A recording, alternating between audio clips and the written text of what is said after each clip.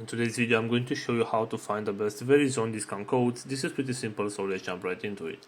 First of all, go to your web browser and right here you'll have to search for Verizon discount code.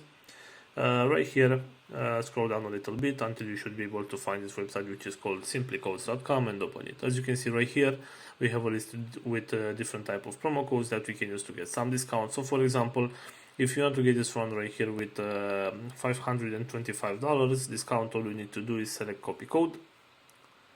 And right here, I'm just waiting for the page to load up a little bit, and you'll see the promo code after that, and we can use this one to get the discount. So right here, this is the promo code. You can tap right here to copy the promo code, and you can apply this one to get the discount. Also, going back to our main search, right here we have this website which is called couponfollow.com, and right here we also have some promo codes, as you can see. So for example, if you want to get this, let's say, promotion with $100 discount, all you need to do is simply tap on this promotion and the promo code will show up. As you can see, you can tap right here to copy the promo code, and you can apply this one in order to get a discount. So this is all for today. Hope you enjoyed this video. Don't forget to like and subscribe. Bye bye.